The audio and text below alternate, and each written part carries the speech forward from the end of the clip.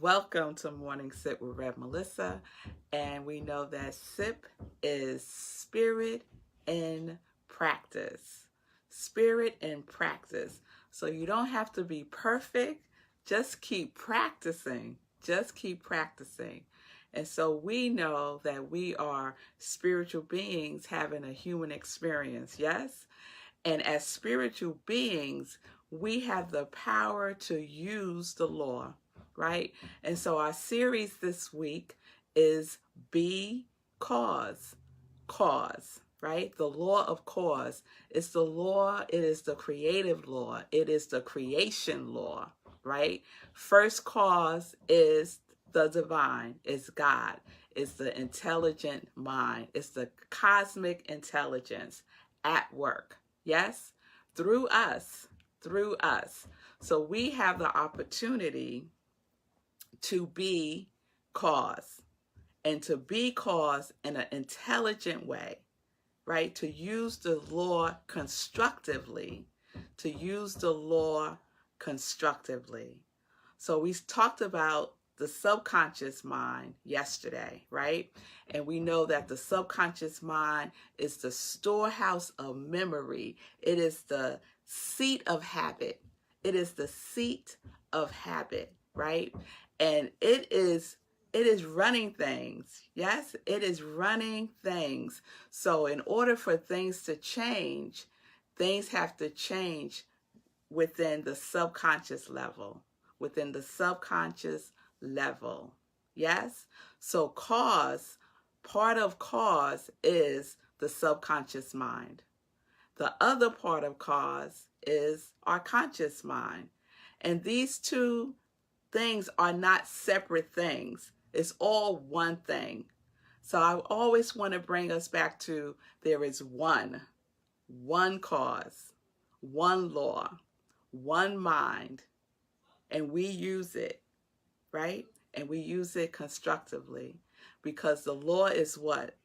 The law is constructive. The law is reliable. The law is deliberate. The law is persistent. The law says yes. So what is it that we're giving the law to say yes to? What is it that we're giving our subconscious mind to say yes to?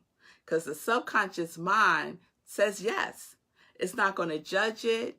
It doesn't engage in right or wrong, error. It doesn't matter. It's going to say yes. So it is the job of our conscious mind to impress upon our subconscious mind that which we want to create, that which we are being at cause as. Yes? Okay. So that's where we're going today. Today we are going to conscious mind. We are going to conscious mind because we really have to be aware of our pattern of thinking. The pattern of thinking that we are impressing upon through our conscious mind onto our subconscious mind. What's the juice that you're giving your subconscious mind, right? What is the information? What is the work? What is the desire? What is it that your conscious mind is feeding your subconscious mind? And like I've been saying, we get a clue. It's not a mystery, right? By what is happening without. So within is our whole universe, and we get to watch it play out without, right?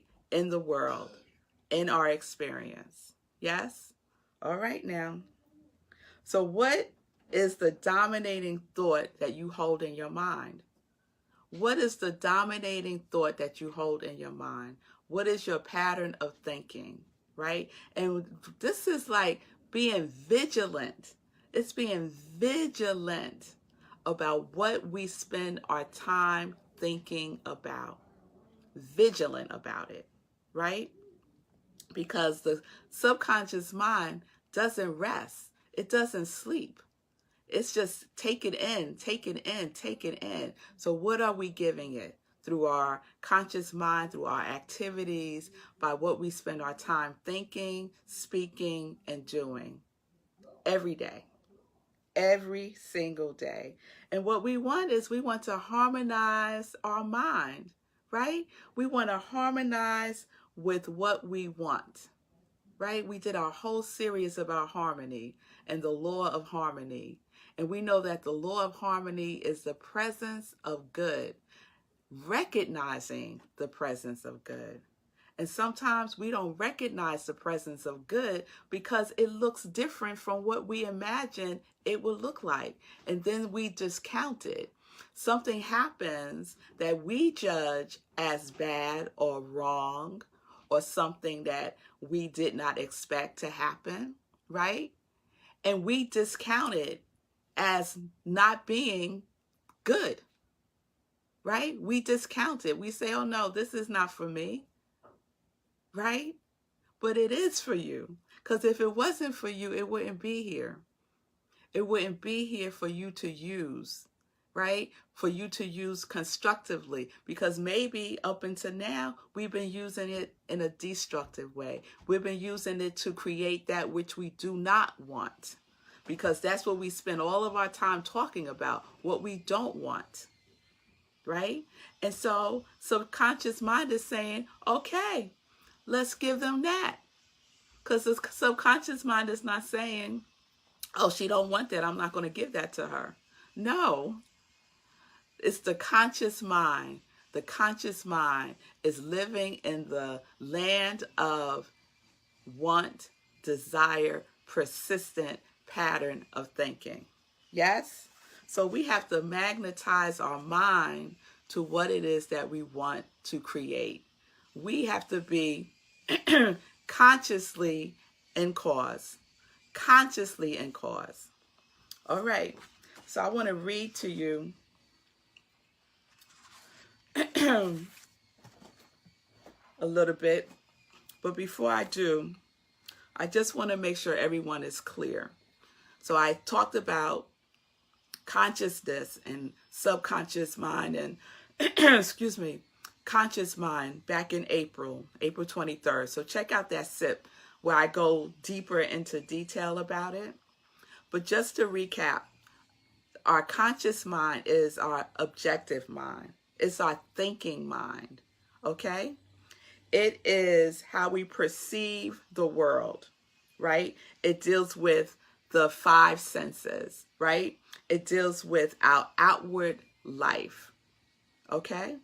It's all happening within, and it is being experienced without, okay? So it is our power of reasoning, of discrimination, of choice. It's how we analyze things. That's our conscious mind. Our subconscious mind has nothing to do with any of that. Nothing to do with any of that. Okay? So our conscious mind is the seat of our will, and our subconscious mind is the seat of memory. It's the seat of habit. And we want these two things to be harmonizing together in harmony. Yes? All right. So our conscious mind impresses and directs our subconscious mind. Okay? You're with me? All right. So I'm reading from The Master Key System by Charles Haanel, and I've been reading from this book all week. And this is what he says about the conscious mind. In this way, the conscious mind becomes the responsible ruler and guardian of the subconscious mind. It is this high function which can completely reverse conditions in your life. It is often true that conditions of fear, worry, poverty, dis-ease, disease, inharmony, and evils of all kinds dominate us by reason of false suggestions accepted by the unguarded subconscious mind. All this the trained conscious mind can entirely prevent by its vigilant protective action. It may properly be called the watchman at the gate of the great subconscious domain. The subconscious mind does not engage in the process of proving. It relies upon the conscious mind, the watchman at the gate, to guard it from mistaken impressions. The conscious mind can suggest either truth or error. Truth or error. The conscious mind ought to be on duty every waking hour. Every waking hour. The conscious mind got to be about the business of guarding the subconscious mind from inner word foolishness. Those things that we do not want to create in our lives, because we want to live in our purpose, because we want to live our heart's desire, because we want to feel and experience the good that we are, because we are the individualized expressions of God. Yes, we are. So the watchman at the gate, that's a powerful image.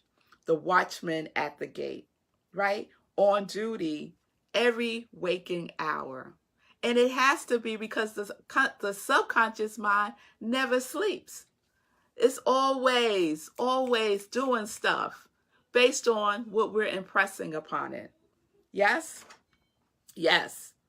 So we can't leave the subconscious mind unguarded. And many of us do. And we do so, and believe me, I'm saying this without any judgment whatsoever. Any judgment whatsoever. My purpose, my life's purpose, my calling is to support people in connecting with their yes, a conscious yes. Connecting to that which we were designed to be and experience and give and receive in this world. So there is no judgment at all. At all. So unguarded subconscious mind, right? Just all kinds of stuff being impressed upon the mind. And how does that happen?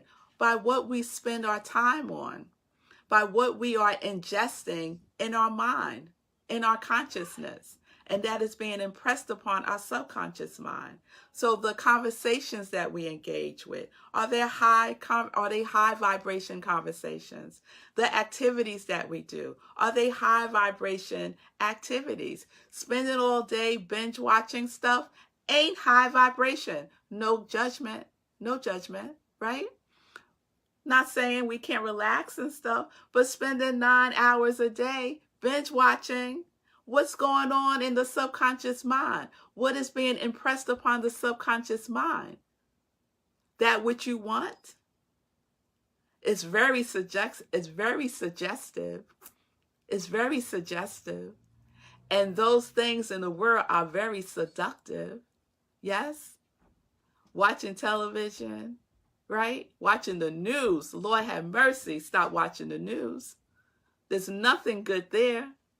Right? We have to go out and seek that which is good because it's not often easily available to us. So spend your time on that and impress upon the good, the things that you want, the things that your heart desires.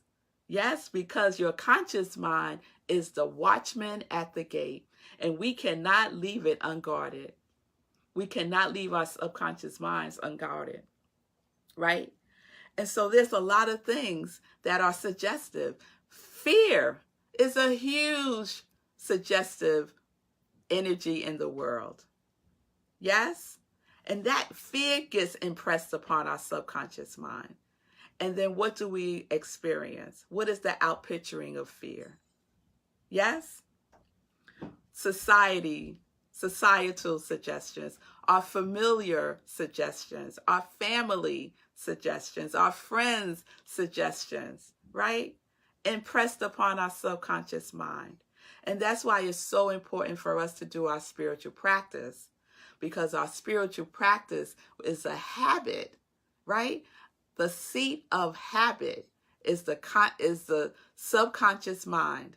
And we are impressing upon the subconscious mind when we are doing activities like our spiritual practice that keeps us in alignment with that which we want and we desire and that which we are, the truth of who we are, right? It helps us to harmonize our mind and magnetize that which we want to experience and to be. Yes? All right now. So, the watchman at the gate, the watchman at the gate. Pay attention. Pay attention. Ernest Holmes said, the conscious thought controls the subconscious, and in turn, the subconscious controls the condition. You'll get that? The conscious thought, so what are you thinking, right? Conscious thought, you have the ability to analyze, you have the ability to know right from wrong, you have the ability to use your will. So what are you using that to impress upon your subconscious mind? Because your subconscious mind is going to say yes, and it will be outpictured in the world in conditions. Cause and effect. Many of us spend time trying to change our lives at the level of effect. That is not where change happens. It is not an external job. It's an internal job. It's an internal job. It is at the level of cause. It is at the level of cause that you want to spend your time and your energy. All right. All right, so this is where we are. The conscious mind is giving the subconscious mind the yes stuff. So whatever you're thinking, do a test. Do I want the answer to that thought to be yes? And if you don't, change it. Change that thought. Be vigilant about it. Be on watch. Do not let your subconscious mind go unguarded. All right. All right. So I hope that this is resonating with you. And I know that we all have heard this before. And I hope that the way that I'm speaking about it is giving you another lens to see it and experience, and especially to use it. Especially to use it. And if you need support, I am here. I am a life coach, and I will support you. We can work one-on-one so that you are clear about what you are saying yes to. And you can start to shift. We can work together so we can start to shift what is going on internally, within, so that you can be at cause in your life. On purpose. And on purpose. All right. So peace and blessings, peace and justice, and enjoy.